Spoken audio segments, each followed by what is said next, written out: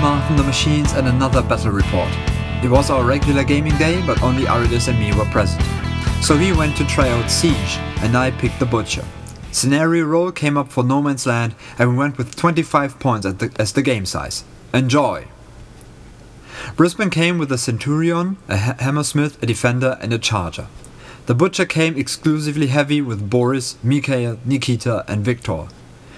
This is a sideways shot of the battlefield. The purple stones are marking the center line for the control area. Siege Brisbane has the first turn and allocates one focus per jack to have them run up the field. The Butcher follows suit, allocating a focus to Victor and Nikita. Mikhail slogs onward, Nikita, Victor and Boris the Kodiak run up. The Butcher moves in behind them, putting up Iron Flash on himself and Fury on Nikita. Round 2, Siege advances cautiously, giving a focus to the Devastator and Charger. I mean, he can afford it with that kind of feat, but I digress. The Centurion walks and Ghosts can charge this. Sam Hammersmith trots up to the middle, Defender shuffles on and fires a round into Victor, boosting the damage. Siege moves up the hill and fires at Nikita, doing nothing. The Charger moves slightly and also fires at Victor. My turn. Great, Siege on a hill. Thanks to his measurements when firing at Nikita, I knew I was still more or less safe if I didn't move too far. So the Butcher upkept both spells and kept the rest of the focus. He starts the turn by moving a little and casting full throttle. The Warjacks then all run. Nikita runs up the hill to threaten Siege. His actual position is ghosted by that wooden chip. And Mikhail and Victor move up to the left to screen the Butcher from Siege's heavies, and Boris hastens over to the middle ruin. Round 3. Siege hands out focus like candy. Centurion, Charger and Defender get 1 each and the Hammersmith gets 2. Siege starts the turn by moving up, feating and firing his rocket cannon at the Butcher, boosting to hit and missing with triple ones.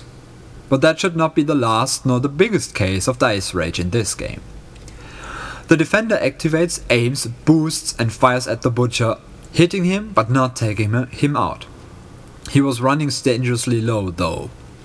The Centurion goes next and charges Mikhail, doing a fat amount of damage, ridding him of one arm, thereby preventing any combo slam shenanigans.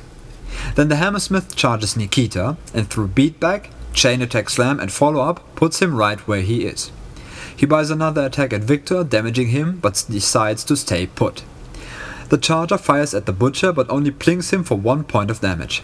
And set up this way, he feels safe from retaliation and ends the turn. My turn, time to prove him wrong, Khardov style. My main threat, Nikita, is more or less out. Mikhail can't combo slam and Victor is lodged in between 2 powerful freeze strikes should he go for Siege. All I would need is to free him up, and I do have a plan how to do that. The Butcher allocates 2 focus to Victor and keeps the rest. He then starts by activating, feating and charging the Hammersmith, who goes down in 2 mighty swings from Lola. That's 1. Then Boris goes, moving into the Centurion, beating him up for good and then lifting him up for a double-handed throw at Siege. This was the point where my opponent had to look up that double-handed throw is now a melee attack in Mark II. The Centurion is left battered by all the damage and Siege is knocked down. That's the other one. Now Nikita gets up and charges the Charger, rolling all ones on his charge attack damage roll. Mikhail moves in and further pounds on the Centurion before Victor charges in on Siege and wins the game with 2 Ice Axe swings. The Butcher wins!